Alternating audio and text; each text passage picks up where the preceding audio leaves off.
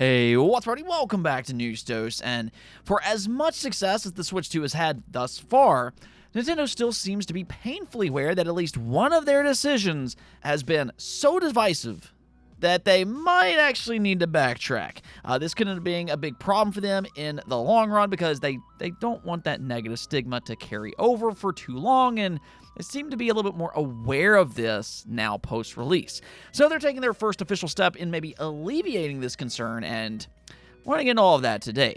Also, Xbox continues to make the news post-layoffs. We do have two Xbox-developed games to talk about today, one of which potentially could be a major 2026 launch. First, though, I do want to thank my supporters on Patreon and on YouTube memberships. Thank you just so much for what you do, and I truly do appreciate each and every one of you. Let's go and get right into things, though, starting off with Resident Evil Survival Unit. This was teased about a week or so back, but they officially revealed some gameplay today with a deep dive session, which I think is kind of amusing in its own right. Somehow this free-to-play mobile game that really nobody was asking for got a bigger debut reveal than Resident Evil 9. Just want to kind of point that out. But nonetheless here, it's a strategy game with some classic Resident Evil elements thrown in. This is the first time that we've gotten a Resident Evil game with a fixed camera angle in a very long time. But honestly, I don't think this is exactly how fans envisioned that return to form. One of the big selling points for this game, though, is the idea that you can make your own dream team of Resident Evil characters, if you will. You can pick and choose from a number of characters, but all in all here, it's a mobile game. Apparently, Capcom has very little involvement other than overseeing it, and with that, my best recommendation is to kind of temper your expectations. I mean, if you are at the very least curious, though, you can pre-register on their official website. It is available for both iOS and Android devices. Now, speaking of longtime classic franchises, Yoshi P was asked about Final Fantasy XVII and what their plans are going forward, or more specifically, when it comes to the combat. This has probably been the number one most controversial element for Final Fantasy for a very, very long time, as Square Enix has deviated from their classic turn-based formula in favor of a more action-driven style. Well, Yoshi P's response is that with the question of turn-based versus action, it tends to isolate the gameplay to just the battle system that doesn't take into account what kind of game the creators want to deliver to players. For example, based on a certain graphical quality we want to present to our players, or the narrative we want to deliver to our players, it relates to how we set up the game's systems around it. This includes the battle system, game design, and gameplay feel. It's not a clear-cut answer whether it will become all turn-based or if it's going to become more action-based. I'm not necessarily going to be on Final Fantasy XVII, so we also don't want to obstruct or limit our future director or whomever will be producing the games like 17 or even 18. We don't want to put them on a rail. And right away, the first thing that really stands out about his response is that allegedly, or at least as he claims here, he's not on Final Fantasy 17 or even 18. Now, maybe he will oversee it or something, who knows, but one thing that we have heard them previously say is that they do want to let some of their younger talent take over and see what they have. But that is a very notable change going forward. I mean, the first time that we really saw a significant change for the Final Fantasy series was when Hironobu Sakaguchi left Square Enix. That's really when we started to see that significant shift in gameplay. And who knows, with younger talent, this could end up being another shift depending on who the director is and what they envision. One thing that I will say about all this, though, is that this question was brought up because the success of Expedition 33. Even their investors are asking about it, and I think that all of this does raise the likeliness that they'll at least take a chance on turn-based once again. Now, one thing that I have to say here, though, is that even though they'll probably never publicly admit to it, I firmly believe that their choice for action in recent titles is because they believe that it would reach a wider audience, albeit with a much, much higher budget. And that is something to maybe consider. Turn-based combat is cheaper to develop. And that would also mean that they won't have to have the same ridiculous sales target as they've had in their recent titles. Okay, so let's go ahead and move on and talk about some Xbox games, though, because There's a few different things happening here. The first of which is fantastic news given everything that's happened these past 2 weeks. Obviously, with the layoffs and the cancellations and the studio closures, we all want to know about what's been impacted. Well, the good news here is that Marvel's Blade seems to be safe. You can see here reported by Insider Gaming that they said, spotted by the gamer, Arcane Lion's financial report confirms that Marvel's Blade is safe and sound. The report reveals that the production phase of Marvel's Blade was able to commence at the end of 2024 after the validation of the prototype. Fans will be happy to see that Arcane Lion and their upcoming AAA title were not canceled amidst all the downsizing. So there you go. I know a lot of people were hyped up about a new Blade title, and I do think that Arcane fits Blade perfectly. This is the studio behind Dishonored, if you're unaware. And, I mean, yeah, it would have been extremely upsetting if it were to get canceled. But that is something I think that people need to kind of realize at the same time. This idea that Microsoft canceled a bunch of games without any merit at all, I don't think is entirely true. I mean, I'm just as disappointed as everybody else, especially in regards to Perfect Dark, which is a franchise that I've wanted to return for more than a decade. I lost my mind when they revealed the reboot.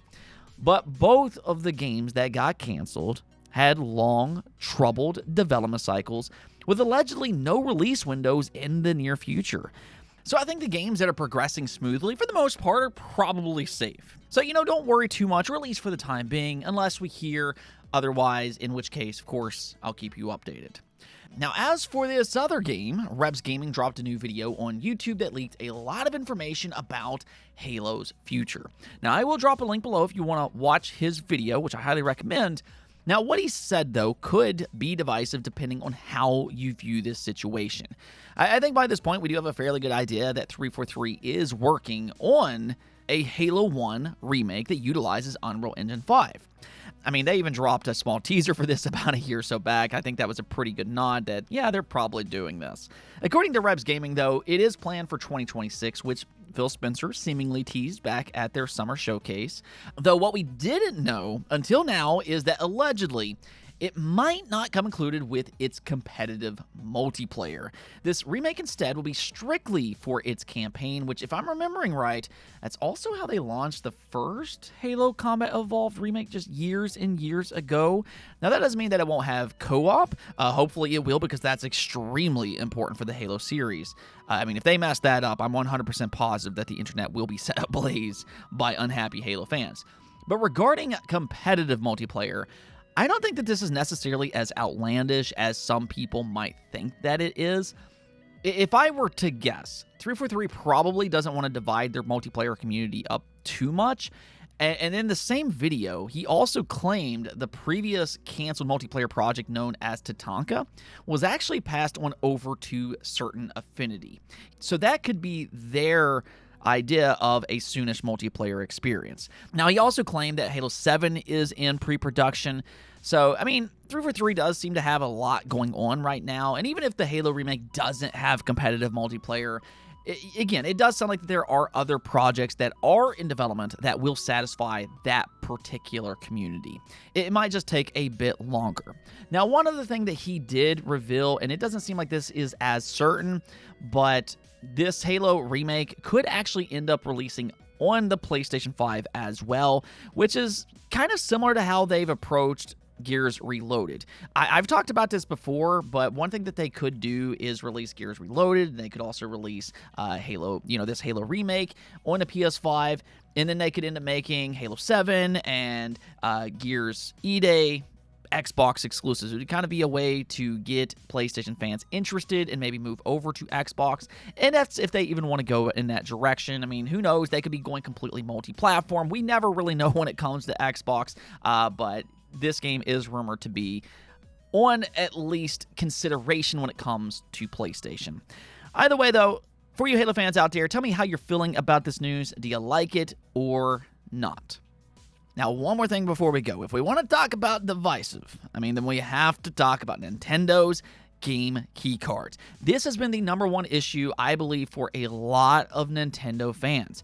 I mean, you have to kind of realize that Nintendo is a very nostalgic company, and a lot of Nintendo fans do prefer their physical media. That's how they grew up. In fact, the early results for third-party companies that opted for game keycards haven't exactly been great. Third-party companies are reporting that their Switch 2 games are selling below their lowest of low of expectations, except for one game being none other than Cyberpunk, which ironically is on an actual cartridge. Now, is that a coincidence? Maybe, maybe not, who knows? But Nintendo is currently investigating just how much fans dislike their game key cards.